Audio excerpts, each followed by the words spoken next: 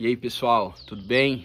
Bom, vou começar aqui essa série de pequenas aulas que eu prometi para vocês, né?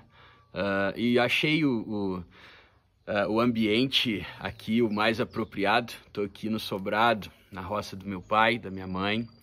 E, bom, a gente vai falar um pouquinho de espaço e lugar, que é o primeiro vídeo que eu vou fazer, porque eu acho que ficou bastante latente para todos nós no nosso encontro sobre o Tuan, né?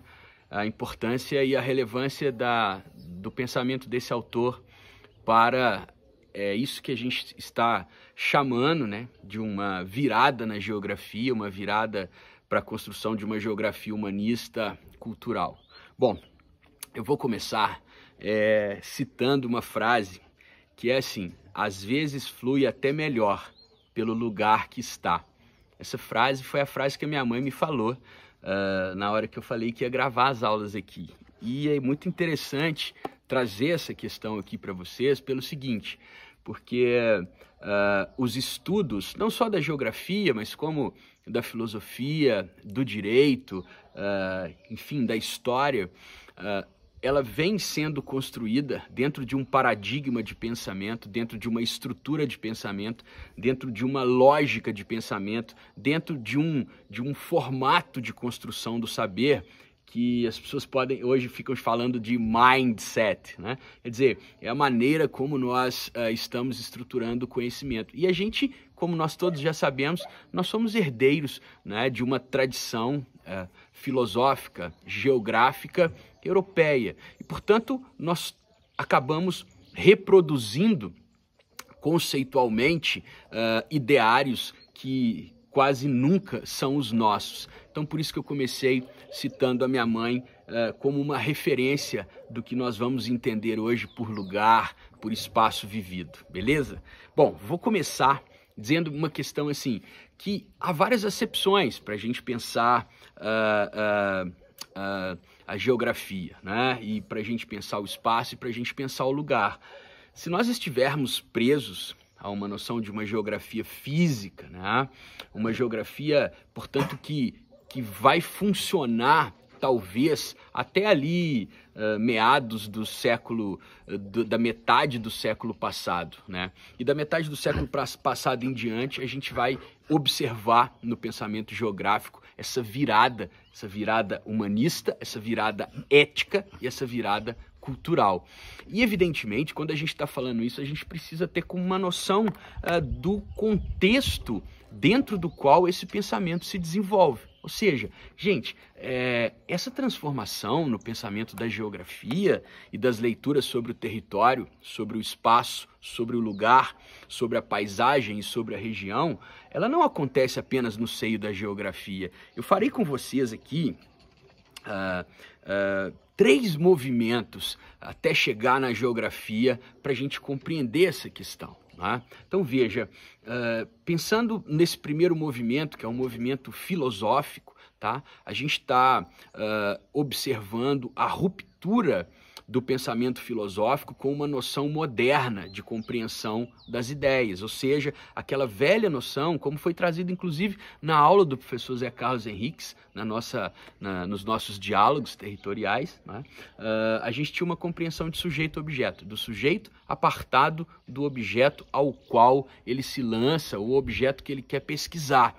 E isso sempre foi, desculpem, desde o pensamento moderno, e quando a gente fala pensamento moderno, René Descartes, Immanuel Kant, todos eles são os autores que sustentam essa questão. Tá? Então, você tem essa noção, né, de que é possível conhecer o objeto sem que ele nos transforme, sem que nós sejamos transformados por ele. Óbvio que isso é uma falácia, como já foi comprovado. E aí na filosofia nós temos aquilo que se conheceu por um giro linguístico. O que é isso? O giro linguístico está apoiado filosoficamente na hermenêutica, que é a ciência da interpretação. E obviamente a hermenêutica namora de maneira muito próxima com a fenomenologia, que é a logia, ou seja, a lógica, o estudo dos fenômenos, ou seja, como os fenômenos se apresentam, como a gente está trazendo tanto. Então, quer dizer, quando a gente fala de uma virada linguística, a gente está querendo dizer que a ideia de verdade, sempre buscada pela filosofia, ela deixou de ser uma coisa dada.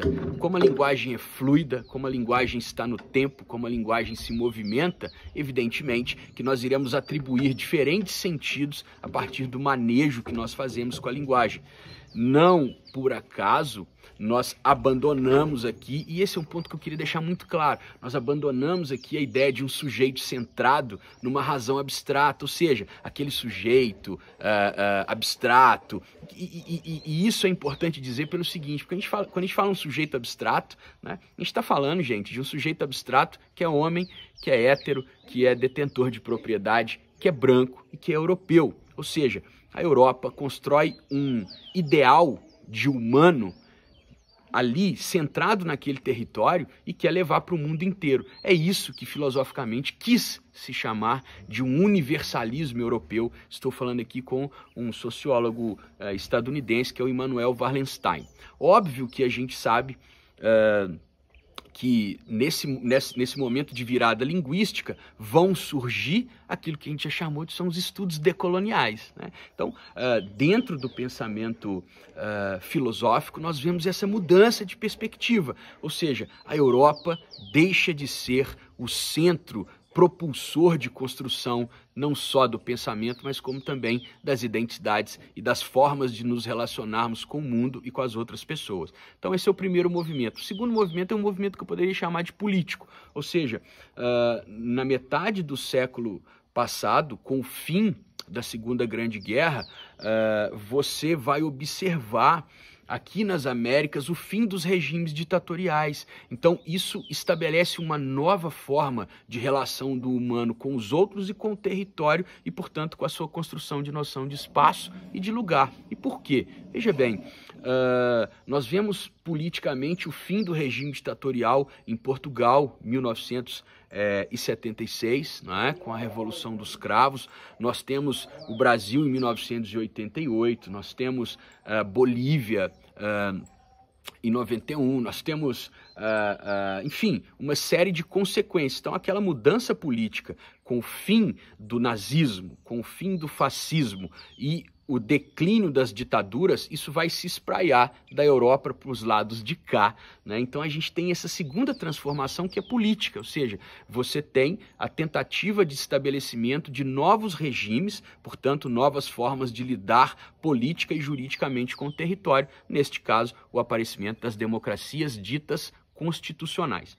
E já que eu falei de democracias constitucionais, eu estou agora no terceiro movimento, né, que é um movimento jurídico, ou seja, a transformação da maneira como o território vai ser narrado pelo direito vai também ser fruto dessas transformações de virada que acontecem no meio do século passado, ou seja, você deixa de ter poderes centrados em figuras ditatoriais, com um soberano totalmente despreocupado com as pessoas e querendo apenas se manter no poder, uma coisa muito ligada ao Príncipe de Maquiavel, para deixar aqui uma referência da filosofia política. Então você tem o aparecimento do que nós vamos chamar de estados constitucionais e democráticos de direito, ou seja, agora nós temos uma Constituição que quer dar conta do modo como as pessoas irão se relacionar no território.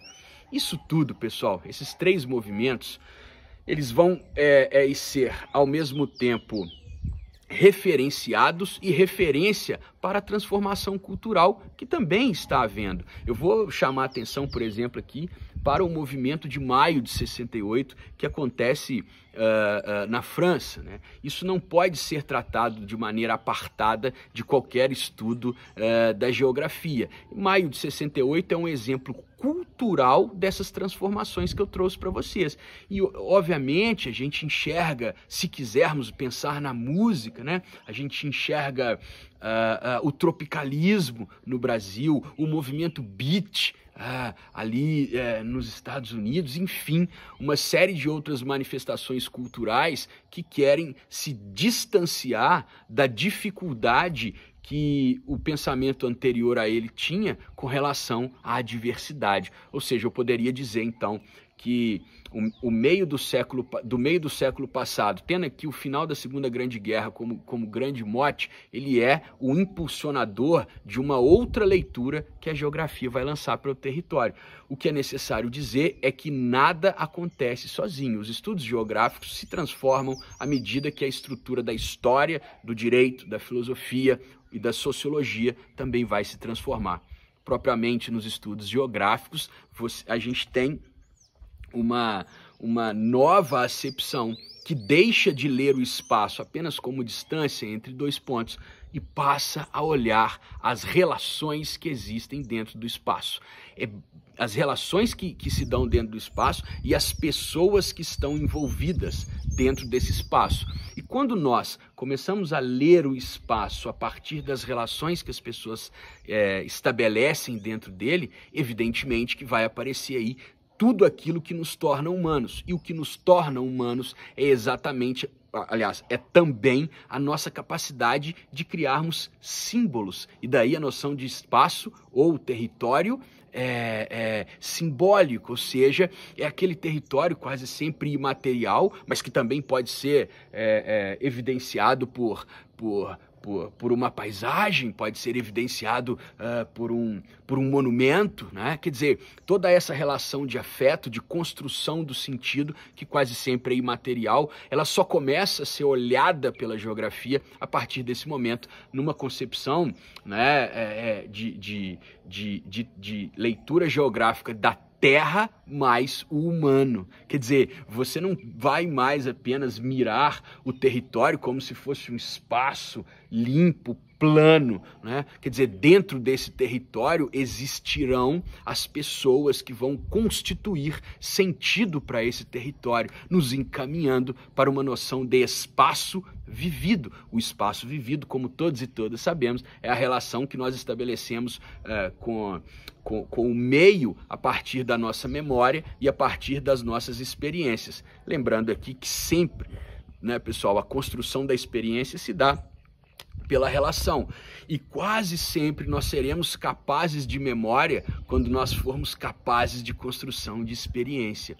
Por isso que quando nós falamos do Benjamin, e esse é um autor muito importante, não só para o estudo de memória, mas também para a geografia cultural, porque o Benjamin dá conta que dentro desse movimento todo, a gente também vê o movimento capitalista ficando muito forte, né? E criando um individualismo muito grande também. Então, a mudança da subjetividade das pessoas muda as relações, que vai implicar na mudança do território e na construção de sentido, né? Então, lembrando, para finalizar, toda essa questão, né, toda essa transformação da geografia, ela está ligada com tudo que a enreda, tendo o ser humano como esse atribuidor de sentido. É claro, e aqui eu deixo um recado muito especial, é claro que essa é uma visão ainda muito antropocêntrica, né? Ou seja, a gente tem o ser humano como o único que é capaz de atribuir sentido e etc, etc, etc.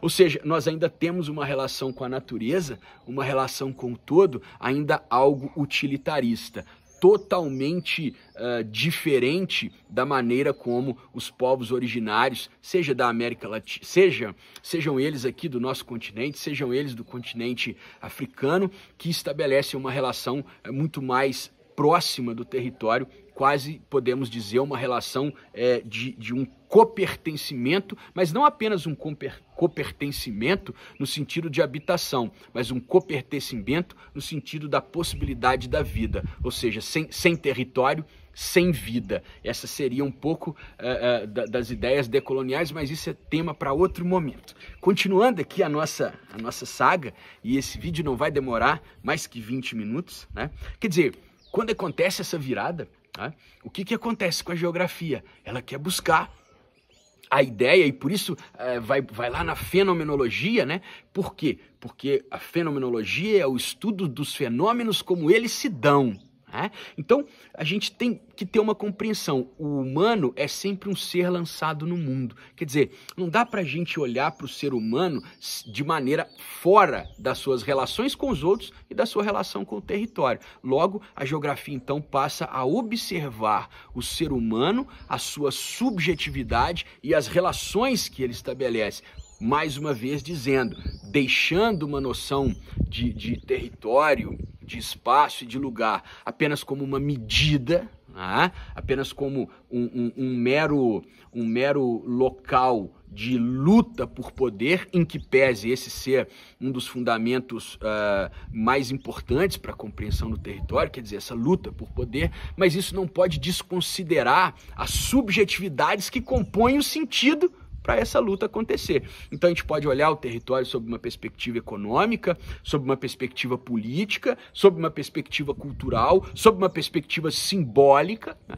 Então, quer dizer, uma coisa não anula a outra, mas talvez seja importante nós ressaltarmos a noção do ser no mundo do humano, de tudo aquilo que o enreda, né? Para a gente ter uma compreensão um pouco melhor do território. Eu acho que as várias conceituações não se anulam, muito pelo contrário, elas se complementam, mas a ver qual é a ótica que nós queremos observar. E no dia de hoje a gente está querendo falar sobre a perspectiva humanista e cultural. Então, a noção humanista e cultural vai buscar observar as interações que se dão dentro do espaço. Então o espaço agora é daqui até ali, mas tudo que acontece daqui até ali. Tá certo? Isso é maravilhoso, né? Quer dizer, é quase que uma reviravolta ética dos estudos da geografia, uma vez que a gente deixa de olhar de maneira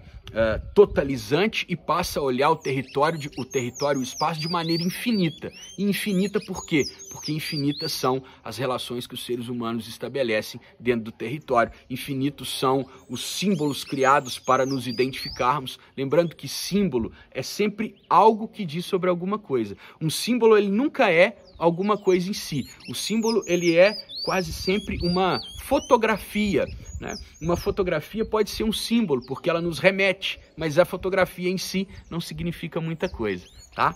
Então, continuando, né, a gente vai com o Yves Thuan, que eu acho que é o cara que pelo menos mais me tocou, né? A gente pode, então, trazer e começar a finalizar aqui esse nosso primeiro vídeo experimental. E eu quis fazê-lo aqui por quê? Porque quando eu cheguei aqui no Sobrado, né, aqui na roça, eu ouvi minha mãe falar isso e constitui aqui para mim um lugar. Por quê? O que é uma das grandes diferenças entre espaço e lugar?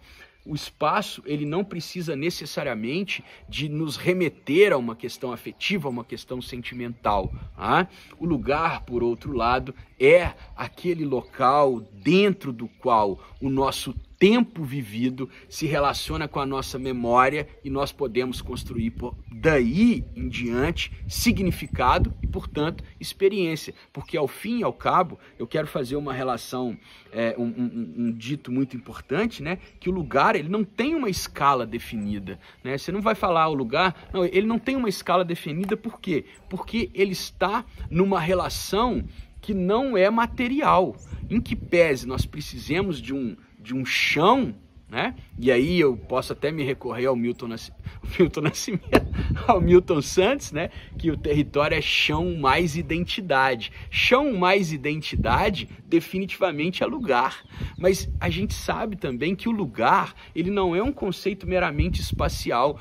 Nós podemos encontrar lugar numa memória, nós podemos encontrar lugar em uma pessoa, nós podemos encontrar lugar numa canção, nós podemos encontrar lugar num filme. Quer dizer, o lugar é um conceito geográfico que nos permite nos encontrarmos com a nossa humanidade, ou seja, com aquilo que nos torna seres humanos, que é a mistura da nossa memória, dos nossos valores, dos símbolos que nós temos, né? E evidentemente, pessoal, que eu não poderia finalizar essa questão sem dizer da noção, né, de espaço e lugar no sentido de liberdade e aprisionamento. Nós já falamos, né? O espaço, ele é necessário, Porque a gente, quando está num lugar, a gente deseja o espaço, e quando a gente está no espaço, a gente deseja o lugar. Somos seres de falta, somos seres incompletos, somos seres inacabados, somos seres que temos dignidade humana quando nos relacionamos com o outro. Então, é muito interessante pensar que a nossa relação com o lugar, tá certo? Ela está determinada também pela nossa relação com o tempo. Os lugares quase sempre têm um outro tempo. Eu, por exemplo, quando chego aqui no Sobrado, eu estou em outra dimensão temporal. Por quê? Porque o Sobrado é um lugar para mim, um lugar de aconchego, um lugar de inspiração, um lugar de tranquilidade, um lugar de acolhimento.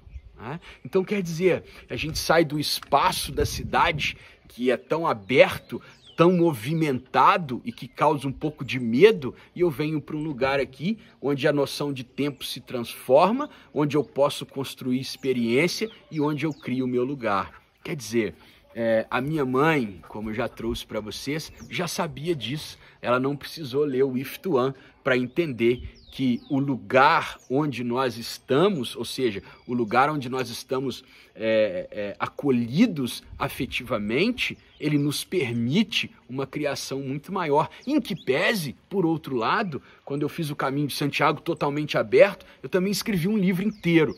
Ou seja, para finalizar, pessoal, inclusive está começando a chover, coisa maravilhosa. Para finalizar, eu queria dizer o seguinte: os conceitos de espaço e lugar, eles não são estanques, eles não são parados, tá? Então, eu posso, às vezes, ver espaço no lugar e lugar no espaço, mas o que é mais importante é perceber que com essa virada da geografia, né, com a noção de que a cultura, né, é